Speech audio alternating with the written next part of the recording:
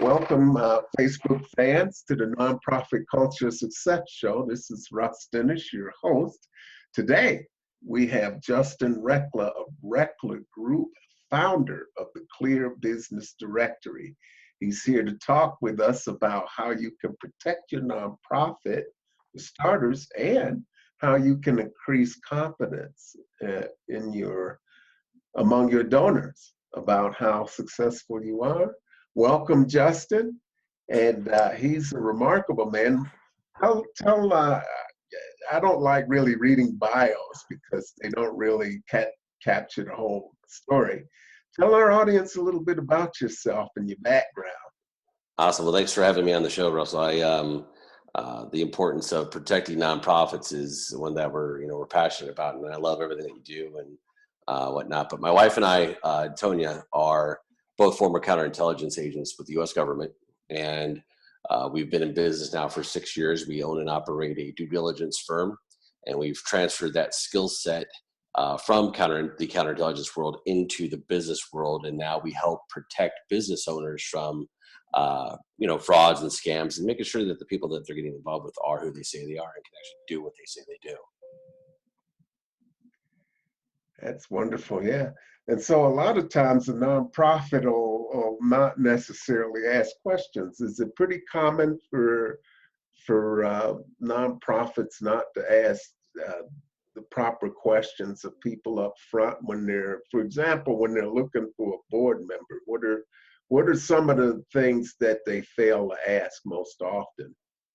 Well, most business owners, whether it's nonprofit or for-profit business, one of the biggest issues that business owners have is they don't ask enough questions, and they make decisions based off of that from that emotional place, right? You find somebody that you really like, they say they can help you solve your problems. You need a board member, you need partners, you need people to help make your business run, and then along comes somebody that you really like. They say that they do the thing that you need them to do, and just because you like them and you connected in person or over the phone and everything sounds great, most business owners stop there and they just make a decision. The price is right or the agreement's right, whatever. And next thing you know, you've brought somebody into your team that may not be who they say they are, can't do what they say they can do. And in the nonprofit sector, it's even more risky because the one thing nonprofits are known for is raising money. That's the whole purpose of, a nonprofit is bringing money to support whatever the cause is, right? And do good in the world. And unfortunately, that puts like a big target on the nonprofit's chest of come rip me off, right? And it doesn't necessarily have to look like full fraud or scam, but really ineptitude. You'll have some, nonprofits will bring somebody in that, knows that they can get a quick $5,000-$10,000 out of the nonprofit and then not deliver. And that's a huge setback for not just nonprofits, but for business in general. Yeah, and so a lot of times, because they don't really have an effective way to interview or talk to people, this is a common problem that all organizations have. It's bringing the right people on board, and most people don't have a process, but I think it's particularly dangerous in light of what you talked about. I know you probably heard a lot of the horror stories. One big one that comes to mind is the big veterans nonprofit that had the Wounded Warrior Project, when they had people abscond with money and all sorts of other things. Yeah. So, do you find that businesses, along with nonprofits, have a process? And why is it important, really, for an organization to have a process where they actually conduct due diligence or find out who people are beyond what the information they provide? Why is it important to have a process? Well, first and foremost, it protects the business. Okay? because again, most of the decisions we make in business, the old way of doing it is because it's somebody that you met, somebody that you had a conversation with. But the world's grown smaller. Anybody and everybody can be a self-proclaimed expert, and there's a lot of people out there that are just looking to make a quick buck, and they don't really care. And because of what we do, we get to see the underbelly of the business world. And most businesses, small to medium-sized businesses and nonprofits, especially nonprofits, don't typically have a process established for filtering out somebody. They've got a process of onboarding and signing the agreement and cutting checks, but they don't have a process to weed out people. And a lot of people think that we call it a due diligence process. A lot of people think that in having a due diligence process, it actually slows down, progress, but it doesn't, because if you implement a due diligence process, it actually speeds up the process, because in that due diligence process, you learn everything that you need to know about the person that you're bringing into your organization. So you know exactly what they're going to deliver, how they're going to deliver it. You ask all the questions that you need to ask. You verify the information up front before you pull the trigger. That way, when you get to the point of you're ready to make that decision, now you can go forward, and it's super quick. And the beautiful thing is that's one of the things that we specialize in, is helping nonprofits and businesses establish a due diligence process that puts the filters in place. So when you come in contact with a service provider or a partner or whoever, they go into that due diligence process. They go through step one. If they don't make it through step one, then they don't go to step two, step three. And by the time they get down to step three, now you're doing the background checks, the level of due diligence that you need, right, to make sure that they are actually who they say they are. And then if that checks out, boom, now you execute, and now you're on the path to doing what you do. And so the due diligence process actually speeds things up. It's in the constantly having to go back and chase because it's not working out. You didn't ask the right questions. You're having to redo what you thought was going to happen, because there's a lot of assumptions that are made when you don't have a due diligence process. You're having to redo what you thought was going to happen, because there's a lot of Yeah,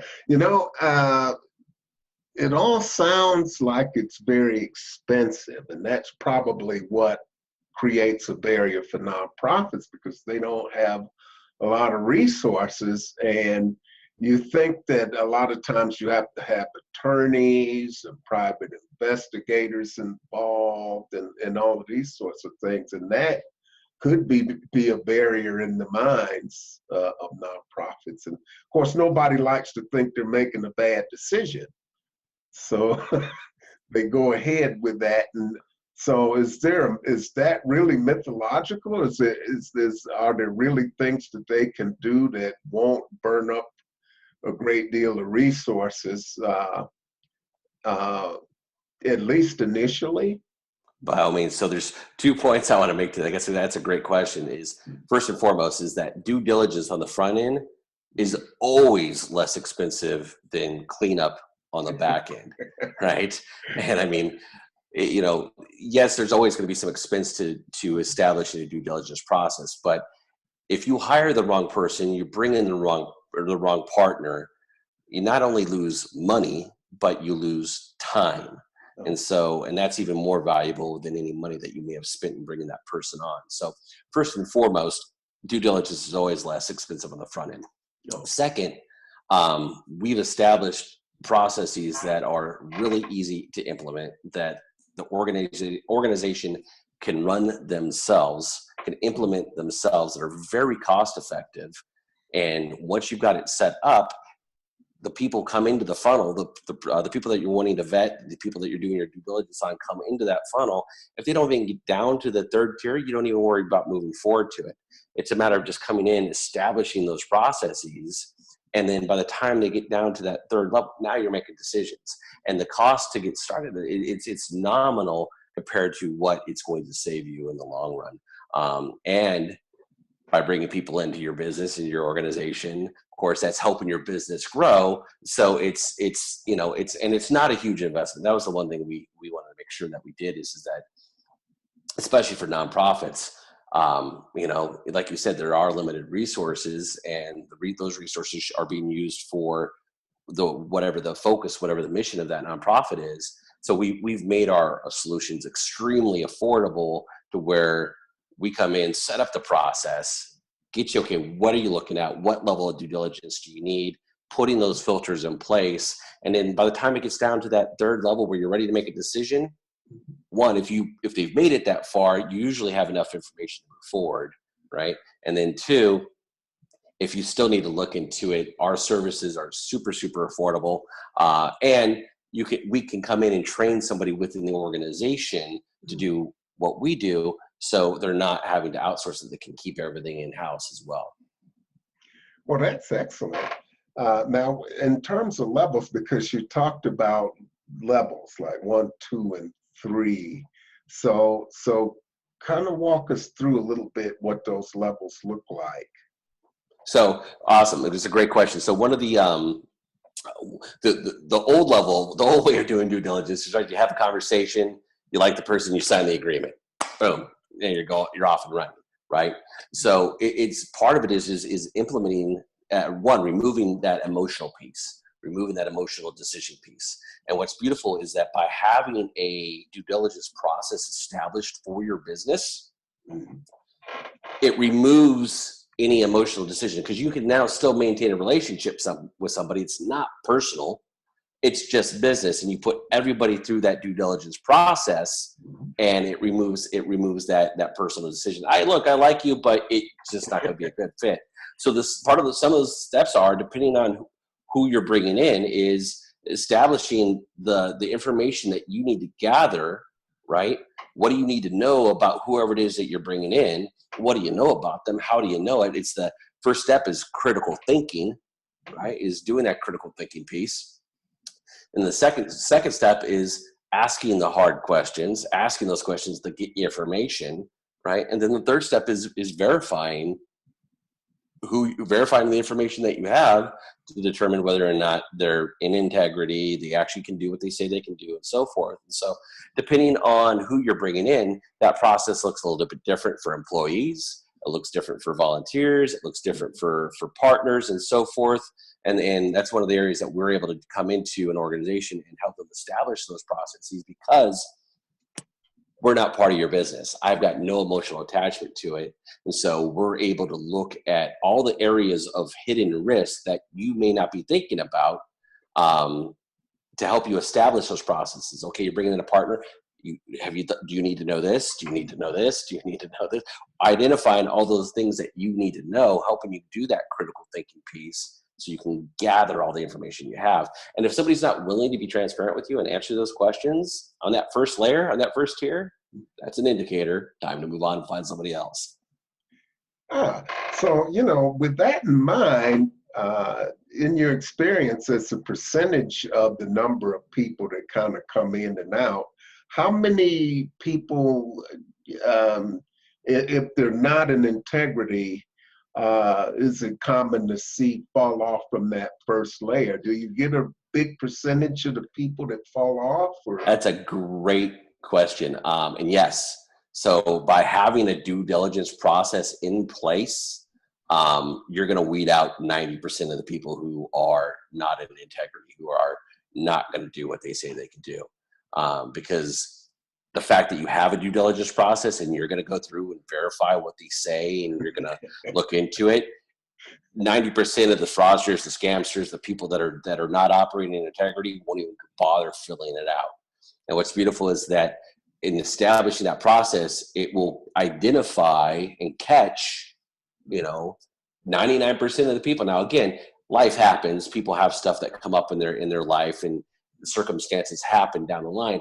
But by implementing a process, you weed out a very large majority of those that are straight fraudsters and scamsters, especially those that are targeting nonprofits.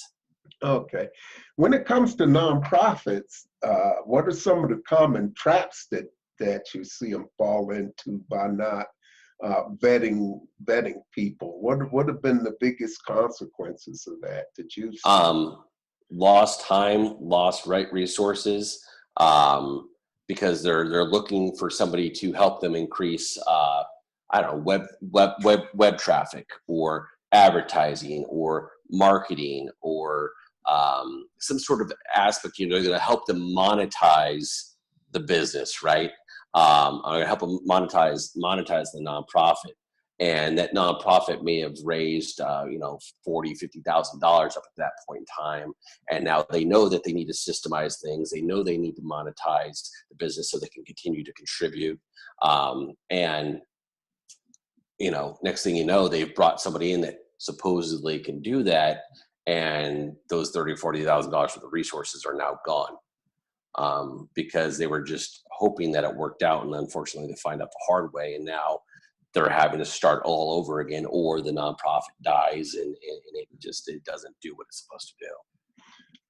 So we're talking beyond just people that they're bringing in. We're talking about vendors that charge money for services and that type of thing. And so there are a lot of different vendors that will come in and promise lots of things. A web developer might be one. Somebody that's a fundraiser might be another. What are some of the common questions that they need to be asked to be sure, or to be able to check out who a person is and whether they've been able to deliver what they say they can deliver? Awesome. Well, our favorite question to ask any service provider is, how do I do my due diligence on you? It's my favorite question, especially as a nonprofit, because when resources are limited, you need that service provider, that vendor, to really deliver and come through and be cost effective. That is one of my favorite questions. The second question, another question that nonprofits especially can ask is, have you worked with people in the nonprofit sector before? Because the way nonprofits do business is a little bit different than the way a for-profit business is done, right? So, have you worked with the nonprofit before? If who? What are some of the nonprofits that you work with? And not just stopping there, because they may have worked for nonprofits, but it may have been they've worked with them in the fact that they've partnered with them and they've donated money to them, right? So in what way have you worked with nonprofits? Whose website have you done? What kind of services have you provided to nonprofits before? Can I get the name of the person from that nonprofit that I can talk to about their experience with you, right? And then following up and making calls. And not only that, but also getting examples of work and asking questions in such a way that whatever service that they're going to provide, if it doesn't play out in your mind like a movie, you don't have enough information, right? If you can't see what's coming up, you definitely don't have enough information. And one of the biggest things that most people don't ask, not just in nonprofits, but in business in general, is due dates, deliverables. What are the deliverables? When are they coming up? When we see a lot of nonprofits operate on faith that, and they didn't sign an agreement, right? And even if you get an agreement, they might have signed an agreement, but the deliverables aren't in the agreement. So if the deliverables aren't in the agreement, you don't know what the deliverables are, you're putting yourself at risk. And that's goes back to that due diligence process of, okay, what do you need? What are you wanting them to deliver, and asking the questions in such a way that allow them to highlight what those deliverables are.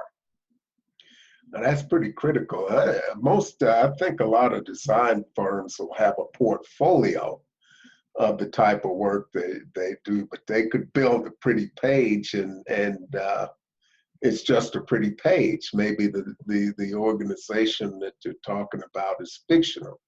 Yeah. So with nonprofits, it's you can usually go to GuideStar or Charity Navigator and do a search, or to the IRS website.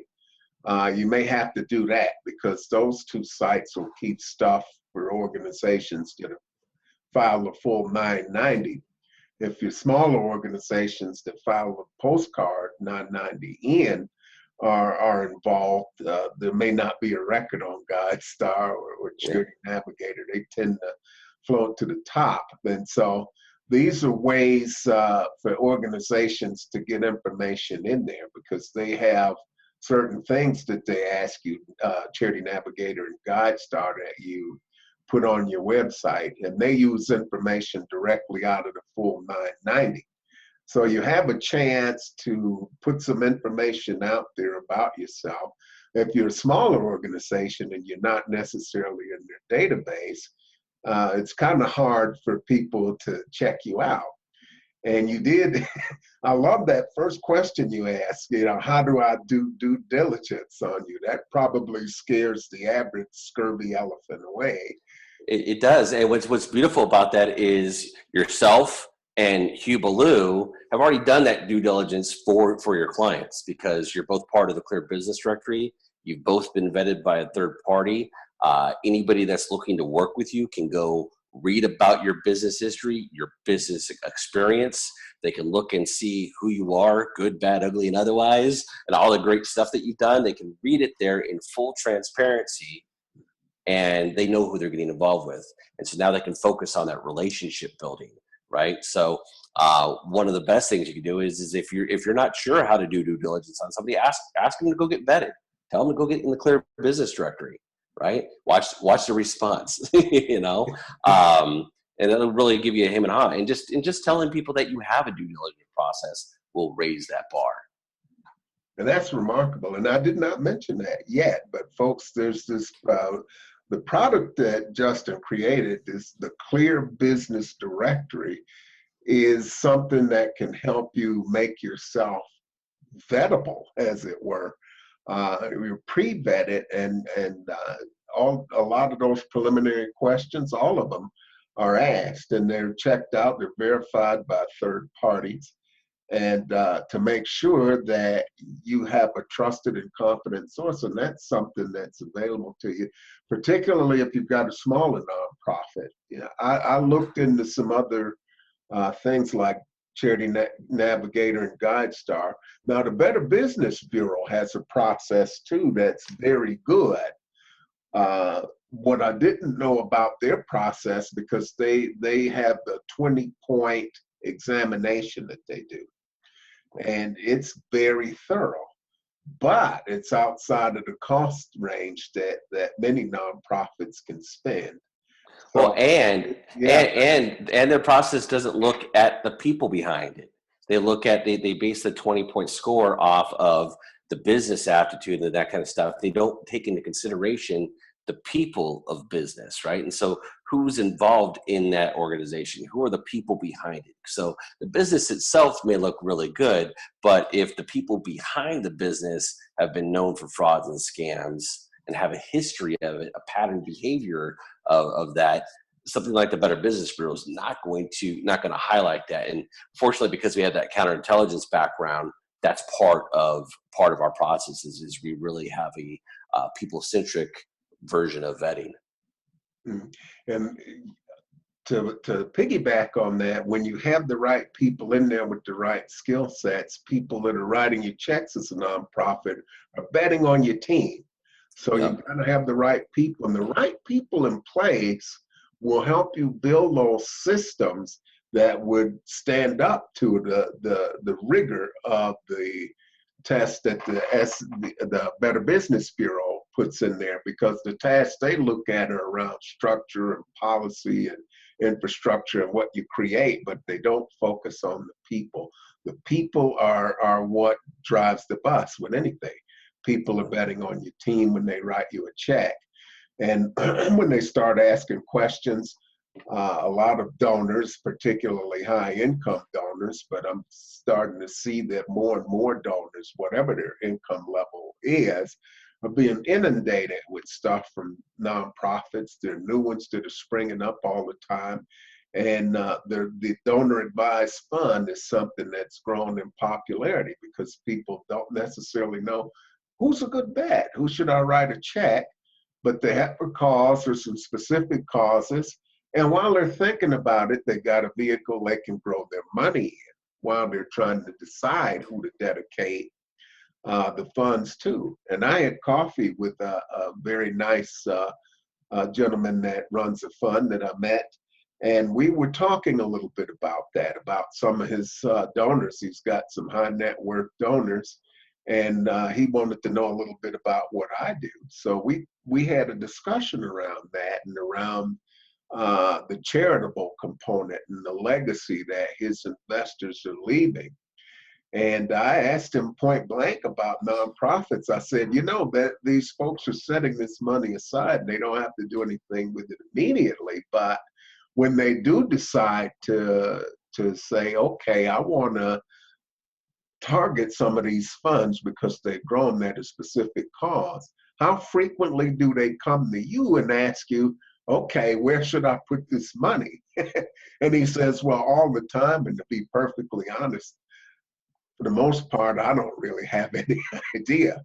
And so it's important to have that confidence. Now, people have probably approached you. I know they approach you about business, but with nonprofits, what sort of questions have people asked you to try to find out if somebody they're thinking about writing a check for or volunteering for going on the board to serve with? What sort of questions have they asked you to try to figure out if these folks are trustworthy? Awesome. That's a great question. First and foremost is that, they want to make sure that they, are, is this person I'm bringing into my organization, or is it the organization, the person running the organization even, are they actually who they say they are? And because it's really easy to make yourself look good online. It's really easy to make yourself look good in conversation, right?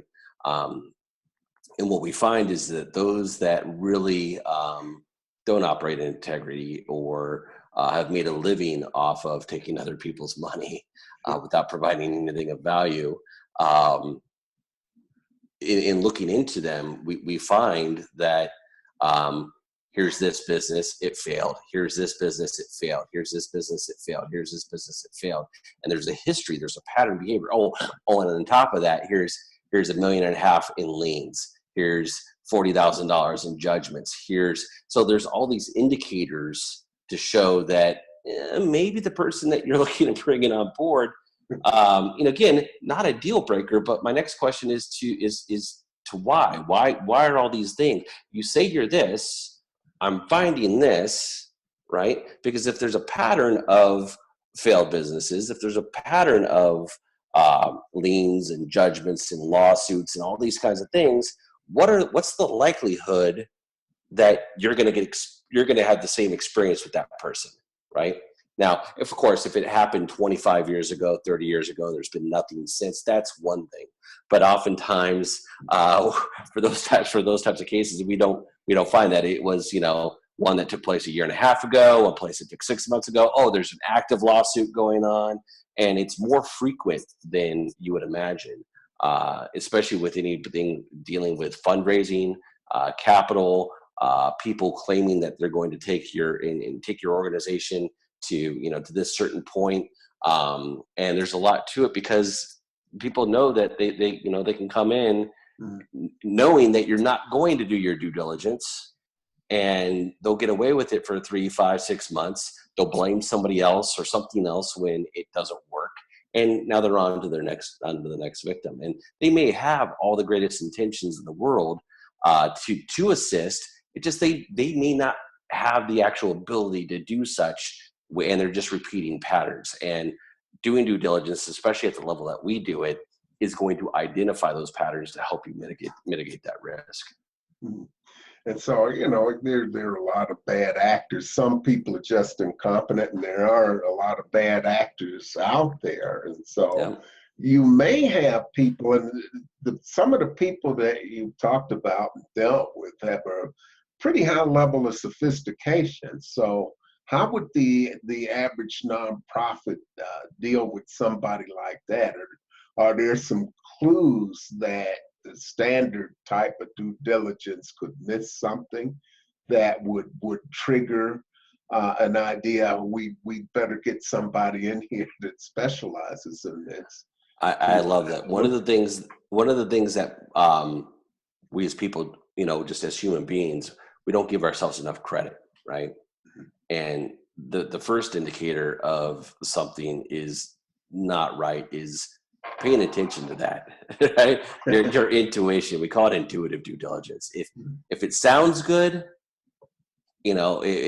just because it walks like a duck, talks like a duck, doesn't necessarily mean it's a duck, right? It could be a swan. It could be something else. But paying attention to that intuitive piece of, when they said this, there was just something not right about the way they said it. It didn't feel right, right? And paying attention to some of those intuitive things that just don't add up. It's like the website designer saying, "Oh yes, I build websites," and then you go to the website and it looked like a 3-year-old put it together. There's something not right there, right? And it's paying attention to those, and it's having the courage to be able to step up and call it out, and then asking, when you said this, there was something off. It didn't feel right, and holding people accountable to that, right? And typically, and when you do that, you'll and you push it, you'll get a response. It's like, oh yeah, because there's an additional backstory on that, right? There's additional information. They may have something in their background that they didn't want to share with you, and sharing a piece of it, they got uncomfortable, and you're picking up on that. Those are indicators that you definitely need to be asking additional questions, and you have to be moving beyond the relationship. You have to go in and actually look at the information. You have to verify what they're saying, because if you just stop at your standard, well, I got online and they look good on LinkedIn, and their website looked good, that especially if you're bringing in somebody that's going to cost you a decent amount of time or money, that's not enough due diligence to protect yourself. Yeah.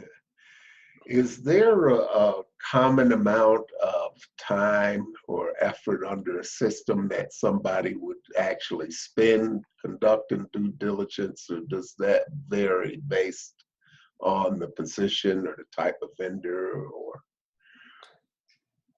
Yeah, so it's going to vary depending on the risk aversion level. So, I mean, if you're bringing on somebody that's going to be your CEO, or your operations officer, you're going to spend a little bit more time doing your due diligence on them to make sure they actually are who they say they are, right? But if you're bringing on a service provider, and that service provider is going to cost you, $500 because they're going to do one thing for you, your risk may not be that high. But if it's a service provider that you're partnering with, and it's going to have a long-term relationship with, now the risk is higher. So you're going to want to make sure you come in and do your due diligence. But the beautiful thing is that if you establish a process, you've got that process in place, it doesn't take long. A lot of times the longest thing, the thing that takes the longest in that process is actually getting the person to give you the information that you need to verify and put them through that process. Spending a week or two tracking them down. Hey, have you filled out the form yet? I need this information. But if they're hemming and hawing and they're taking that long to fill out some basic information on them, answer some basic questions, that's an indicator. Because if they're not filling out that first step of your due diligence process, what's it going to be like to get a product from them? What's it going to be like to partner with them? How are they communicating? So those are all things that in establishing a process helps you determine how they operate. How quickly do they respond? Are you constantly having to chase them down? Because if you're having to do that up front before you pulled the trigger and got involved with them, guess what? It's going to be even worse now that you've paid them, because now you've paid them, 3 months might go by before you hear from them again. Bye cash. Yeah. Exactly. Which is not good for especially smaller nonprofits. Exactly. So in this initial blush with asking questions, what's a reasonable amount of time generally to expect to wait? Literally, one, in first meeting the person, you're already starting that due diligence process. Okay, you're already starting that process. Do you like them? Do you get along? Do they communicate well? Do you resonate? Do you speak the same language? That's part of that process. That's part of that intuitive process, right? It's still you got to play that part, and that still has to still be a good fit, because even if they, even if you don't, even if they're not a good fit mechanically, even if it does, everything checks out, you still got to be able to communicate and you got to like the person. Otherwise, it doesn't work out anyways. But realistically, a due diligence process takes a couple of days. So when we vet somebody, we're looking at, about 5 business days to vet somebody. So it's not long. If we've got to go deeper because we're vetting somebody that is, super important, the risk level's high, it's a little bit longer because our team has to go way deeper. But for a lot of the people that a lot of people that the nonprofits are bringing in, it's just a matter of a couple of days. Again, the longest piece is getting people to provide you the information that you need to gather to go do your due diligence. But once you've got it, a day or two, you have enough information to make a decision whether or not you want to move forward with it or not. Yeah, and I remember filling out my questionnaire, and it seems reasonable that if a person is really sort of above board, that it wouldn't take them a lot of time. And I understand it takes time to have third parties go through the information, but is there a period of time that's a red flag to actually get the questionnaire back, because you're asking the person about themselves, and that's really someone you would think they know quite a bit about. And so is there a period of time that's really kind of beyond reasonable for getting these questionnaires back? Yeah, that's a great question. One of the things that you have to take into consideration is, especially if it's a service provider or somebody, that you're probably not their only project, right? They've got other things going on as well. But a couple of days, especially after acknowledgement that they've received it, the request for information, is typically good, because the process is such that you're not asking in-depth questions. You're not asking about that one time in 4th grade when you're in your mom's basement. You're not asking those kinds of questions. You're asking questions like, what's your business name? Where did you incorporate? Who have you worked for? And you're asking some basic questions that they should know off the top of their head. Our intake process for the Clear, when we vet people for the Clear directory, takes about 7 minutes to fill out, right? Not long at all. But what's beautiful about that process is, one, if they're taking a week or two to get it back to you, it's obviously not important to them. And if you're a potential client and they're not going through your due diligence process, then again, that goes back to, if they're not responsive there, then what are they going to be like if you did hire them, right? And two, the setting up your due diligence process it's not rocket science. It's designed in such a way to where it will expedite the process, and overemphasizing hey, just takes 2 minutes to go fill this out, just answer me some basic questions, right?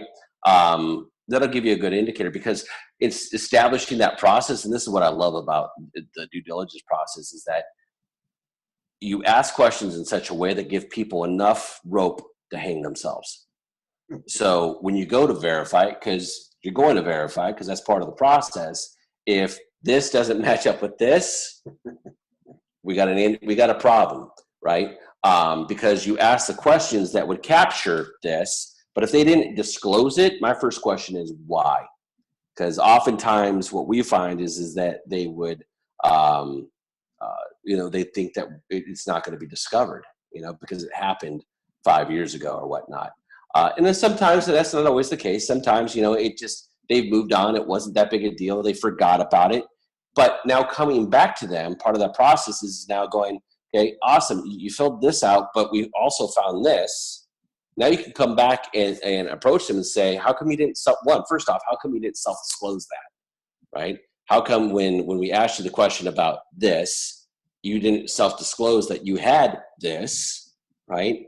And give them an opportunity to respond, because they may have forgotten about it because it happened a while ago. Not a big deal. And you're also able to now assess them for how they respond. So if they come back and go, yeah, but that was the customer's fault, and the guy was a jerk, and it was somebody else's, and I'm not going to take responsibility for that. You've got your answer. You know you don't need to move forward, right? And so that the whole time thing, if they're delaying, that might be an indicator, especially if they don't self-disclose something when they finally do fill it out. Nothing like a little homework to find out who the good pupils are.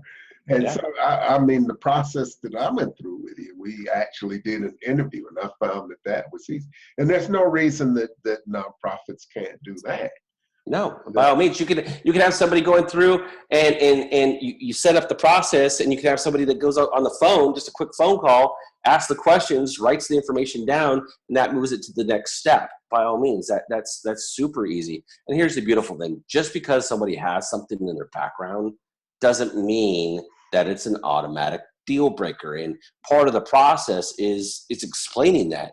Hey, look, part of our due diligence process is asking you these questions.